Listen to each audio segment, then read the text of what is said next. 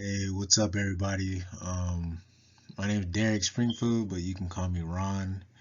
And this is my creative process through all my pictures on this PowerPoint, and the growth that I've experienced, with doing that. So let's begin.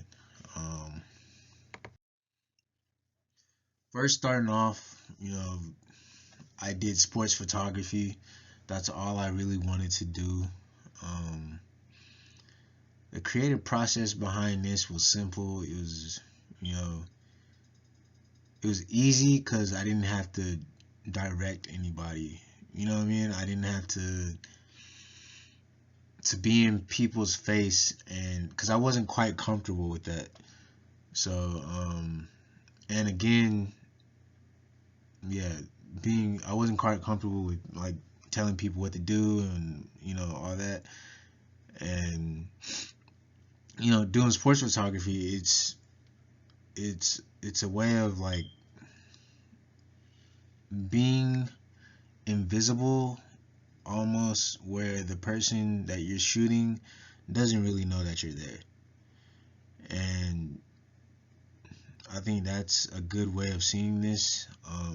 Because oh, and another thing is that having your subject of matter be comfortable, again, knowing that they're being shot. So um, this is what I did with black and white film. This is what I started out with, taking pictures, black and white film. You never know what you're gonna get, and that's why I like black and white film, because it's just that process of you never know what you're gonna get. And yeah, the creative process continues on the next slide, is with taking pictures digitally with football, stuff like that, basketball, etc., etc.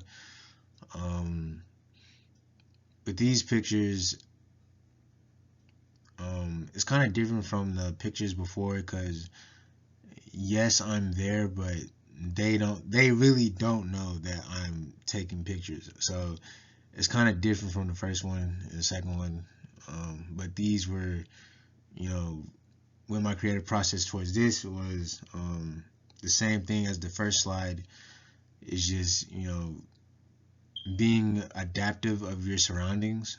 So um, I wasn't on the field per se, but I had to like make a way to take pictures and stuff like that. So I was in the stands, and so um, my creative process with this was like just trying to get the perfect angle, trying to get the perfect shot.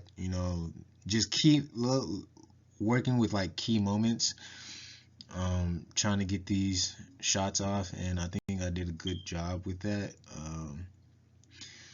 The next slide is long exposure. So being an artist, I've learned through my creative process, you never want to be boxed in. You never want to be labeled as just a wedding photographer, or a portrait photographer, whatever the case may be. You don't want to be labeled as just one genre of photography. So this helped me step out my comfort zone. With this, you know, learning to be comfortable. The whole creative process with this was like learning to be comfortable with being uncomfortable. So I took my camera out, uh, took my camera out through the city, and you know, had to deal with people looking at me and stuff like that, and looking at me weird, and it could be like a little it could be a little intimidating at times. But like I said, you gotta embrace that impact of like, you know yes, people are going to be looking at you. So I just had to power through it and be comfortable with being uncomfortable. Like I said, the creative process with this was just like, it's kind of like black and white film. You never know what you're gonna get with long exposure. So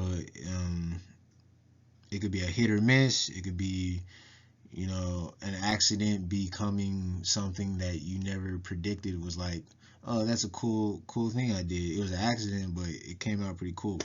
So yeah, that says that with long exposure. With this slide, uh, kind of goes back towards like long exposure and still life. Well, yeah. So with this creative process, it forced me to. It didn't force me to be anything. It was just unleashing my creativity to people that didn't really know that it was a side of me that you know did anything like this. The whole creative process with this was like um, getting an idea, executing the idea, planning, uh, not really planning per se, but like thinking on my feet. Um, of what to do and what to get and stuff like that. What goes where? What complements each other when doing still life. And with these pictures, it was like a creative outlet that I was finally letting people see in my creative process, if that makes sense. Um, with this, I was very happy with what I did. Um, I surprised myself, not gonna lie, with like how you know of what I can tap into creatively in doing these still lifes and stuff like that. Um, so yeah, with self portraits, uh, it's kind of weird because like I didn't really. I mean, most of society doesn't really like taking pictures of themselves. They if it's not right, they delete it or they take a bad side, or you have somebody take a picture and they take they take a picture of like your bad side and you're like, nah, take a picture again. With this is like kind of the same thing. And being creatively directive. Um, so the process behind this was, you know, being inspired by an artist. I forget his name, but it's dealing with surrealism, and so um, the creative process was like getting inspired, um, working with what I had in my surroundings, so adapting to my surroundings, um, and taking a picture and being and critiquing myself as I do this over and over and over. Like, no, that's not this how I want it. This is how I want this. This is how I want that. And so it was a grueling process, and just trying to get the right pictures, trying to get the right, I guess, aesthetic. And so being creatively directive towards yourself it's a big thing too, almost. And that's what takes us to not only self portraits but portraits in general. And so with these, it kind of ties back into the first slide as being comfortable with your subject and have your subject being comfortable with you.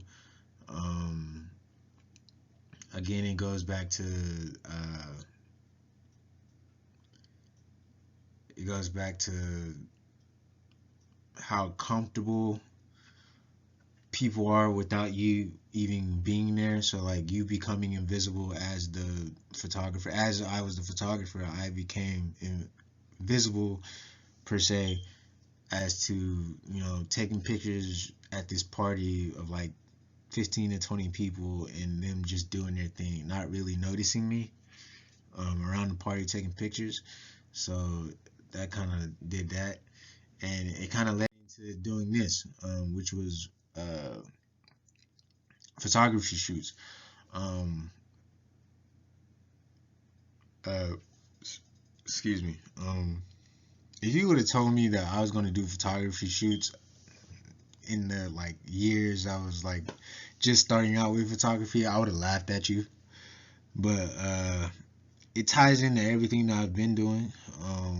The creative process again is, you know, having something in your mind, putting it on paper, planning it, thinking on your feet, adapting to your surroundings of what you have, and just making art and creating it and bringing it to life. I think that's the most accomplishment that any artist can, you know, uh, any artist can.